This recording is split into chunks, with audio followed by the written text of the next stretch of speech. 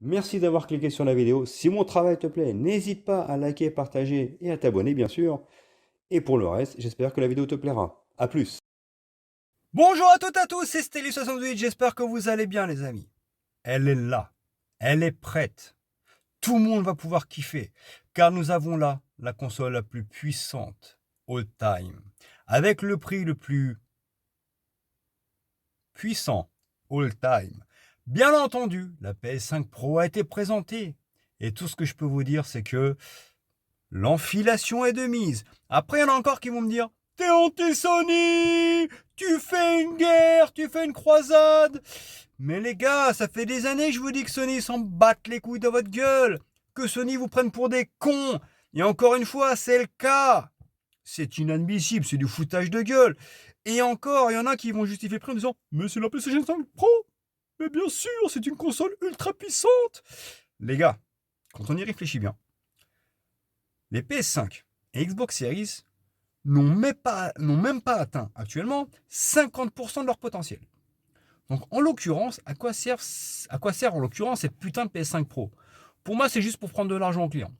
En se disant, on va mettre un prix exorbitant, voilà, on va leur mettre une carotte et ça va se vendre.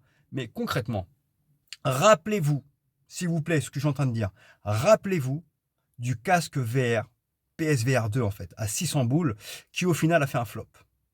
Cette PS5 Pro fera le même flop et vous verrez. Parce qu'au final, les gens, s'ils sont pas cons, ils vont se dire, bah, si je veux une console PlayStation, ils ont le droit, autant prendre la PS5 classique en sachant, comme je vous l'ai dit tout à l'heure, qu'elles n'ont même pas atteint leur plein potentiel.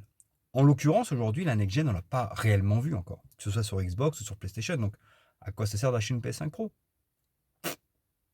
Rien. Rien. Alors bien sûr, elle est vendue comme JC, sa chérie, tous ces DLC qui vont vous dire que c'est exceptionnel. Mais eux s'en battent les couilles. Parce que eux, les machines, vont les avoir gratuites. Bien sûr qu'après, ils vont dire ouais, j'ai jamais vu une console aussi puissante, c'est magnifique. Allez-y les amis. S'ils achetaient des consoles, peut-être qu'ils diraient pas ça. Mais pour moi, c'est une arnaque absolue. Sony continue à être de la merde, continue à être l'Apple du pauvre, bien sûr, parce qu'ils ont vraiment cru que c'était Apple, mais c'est absolument lamentable.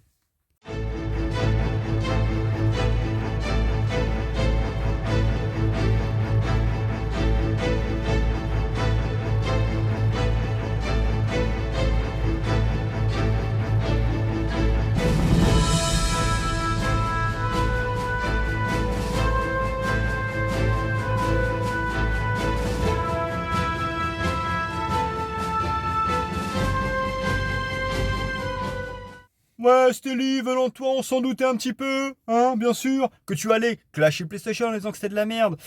Et oui, je regarde droit dans les yeux, c'est de la merde. PlayStation, c'est de la merde. Et vous savez pourquoi, je vais vous le dire. De base, Sony est une société japonaise. Et à l'image de Nintendo, moi, ce qui a fait la force de PlayStation à la base, au début, c'est que c'était quand même cette entreprise qui, du soleil levant, justement, avait cette hiérarchie, cette manière, cette méthodologie japonaise dans la manière de faire. Et c'est ce que j'appréciais, c'est qu'ils avaient leur identité. Le problème, c'est que quand Jim Ryan est arrivé, ils se sont américanisés, d'accord? Ils ont commencé à mettre au sein du groupe beaucoup d'Américains. Et pour moi, c'est une terrible erreur. Déjà, ils ont fermé Japan Studio, ils ont fermé énormément de studios au Japon. Ils ont, on va dire, amené le siège aux États-Unis. Et le problème, c'est que d'une société japonaise, c'est devenu une société américaine.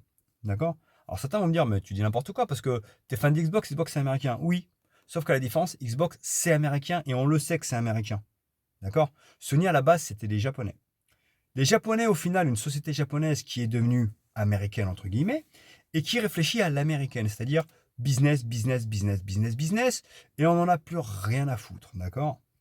Et PlayStation de base, c'était quelqu'un. C'est une société, en fait, qui a fait des vrais bons jeux, d'accord? Et qui avait, je vous le dis, à l'image de Nintendo, on avait cet attachement pour PlayStation, j'avais cet attachement pour PlayStation, parce qu'il y avait ce côté, ouais, je sais pas, japonais, marqué, d'accord? Avec pas mal de jeux japonais et tout ça.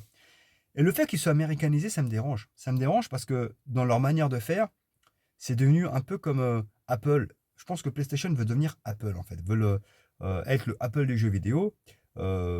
arnaquer les joueurs, se foutre de la gueule des joueurs, en disant il n'y a que nous qui pouvons faire ça, on est les meilleurs, et au final c'est de la merde, hein, d'accord?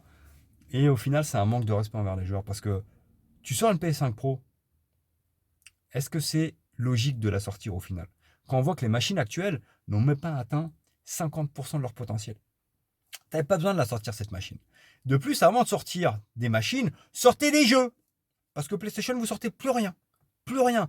Les jeux PlayStation Studio, il n'y a plus rien. Alors oui, certains vont me dire, tu dis n'importe quoi, il y a Astrobot. Oui. Ouais. Il y a tellement rien sur PlayStation que tous les influenceurs sont en train de vendre Astrobot comme le GOTY de l'année. Je dis pas que le jeu est mauvais, c'est certainement un très bon jeu.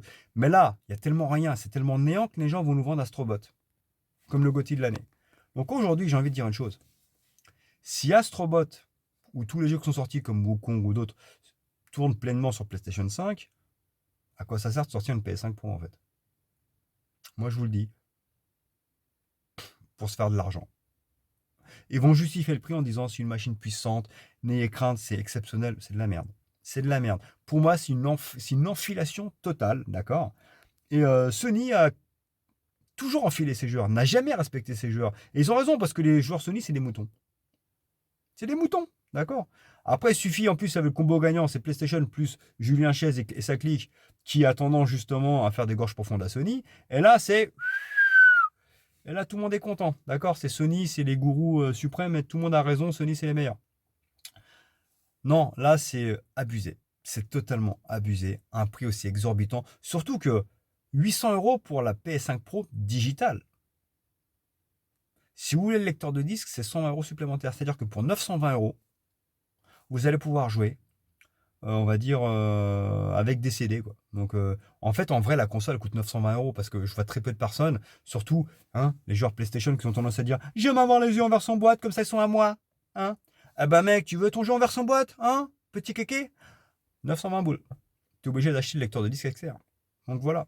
Donc PlayStation continue à être cette entreprise de merde que je hais, que je déteste, parce que je déteste pas Sony à la base pour leur jeu, mais pour leur politique. Et je vous l'ai déjà dit, pour moi, c'est cette politique américaine qui a fait que cette société n'a plus d'identité. Sony n'est plus japonais, je suis désolé. Alors, oui, quitte à avoir deux entreprises américaines, bah, je préfère être chez Xbox. Parce que Xbox, on sait que c'est américain. Et surtout que Xbox mise plus sur le Game Pass aujourd'hui, sur les services. Et je ne pense pas qu'aujourd'hui Microsoft ait réellement l'intérêt ou l'envie de sortir une autre machine Xbox Series 2. Ils n'en ont pas besoin. Parce que peut-être qu'ils vont le faire, j'en sais rien. Mais est-ce que réellement ils en ont besoin? Je pense pas. Je pense pas, parce que je vous le dis, ils sont peut-être plus intelligents que Sony. T'as pas besoin actuellement d'avoir une machine Xbox Series 2 quand tu sais que déjà la Xbox Series X est à peine exploitée, en sachant qu'elle est déjà plus puissante qu'une PS5 de base. Ça ne se justifie pas. Cette PS5 Pro n'est pas justifiée, tout simplement. Parce que soyons honnêtes, à l'époque de la PS4 et Xbox One, les sorties des PS4 Pro et d'Xbox One X étaient justifiées parce que les machines PS4 et Xbox One s'essoufflaient. On sentait qu'elles étaient fatiguées et qu'il y avait besoin d'un autre élan pour repartir. D'accord? Ça encore, ça passe. Mais en aucun cas, là actuellement, on a besoin d'une PS5 Pro ou d'une Xbox Series X2. Combien de jeux vous ont éclaté la rétine, les gars, personnellement? Sur les deux machines. Hein. Alors sur Xbox, il y a eu Hellblade 2, qui est une claque monumentale. Il y a eu certainement d'autres titres sur PlayStation. Je peux pas juger, j'ai pas la PS5, donc c'est pour ça. Il y a eu certainement d'autres titres. Mais au point de mettre la machine à genoux, absolument pas. Je pense qu'il y a encore de la marge, que ce soit sur PS5 ou sur Xbox Series X. Donc pour moi, ça, c'est une enfilation façon Apple. C'est une idée à la con, une nouvelle fois, mais comme pour le PSVR 2. Rappelez-vous du PSVR 2. Vous vous souvenez du PSVR 2?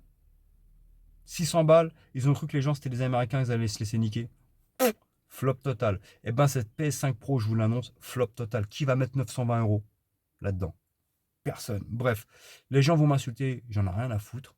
Maintenant, il faut assumer, d'accord? Vous êtes fan de Sony, à un moment donné, si c'est pour s'ouvrir les veines pour acheter une console de Sony, je pense pas que ça vaut le coup. Vous voulez jouer à PlayStation? Achetez une PS5 classique, c'est largement suffisant pour le moment. Et je vais être honnête avec vous, j'en ai parlé ce week-end avec mes frères, avec mes cousins, je disais, je vais peut-être me prendre une PS5 parce que vu que j'ai une chaîne de gaming, c'est vrai que de temps en temps, je pourrais faire des jeux PS5. Bah, ça me donne même pas envie de l'acheter parce que quand je vois ça, c'est inadmissible. Et de plus, comment ça se passe du coup? Là aujourd'hui les gamins ils veulent une console à Noël, une PlayStation. Bah, les parents déjà ils se saignaient pour dépenser 500 euros. Là à 920 euros ça va faire mal à la tête, hein. Bah, ça veut dire que même les parents pourront plus faire plaisir à leurs gosses pour leur acheter des machines. Ils vivent dans un autre monde. En fait ces gens-là sont en dehors de la réalité. Ils se rendent pas compte que les gens aujourd'hui ont du mal à joindre les deux bouts et de mettre des machines aussi chères, ça va leur porter préjudice. Moi je pense que la PlayStation c'est tirer une balle dans le pied tout seul et c'est peut-être le moment de la faillite. Voilà tout.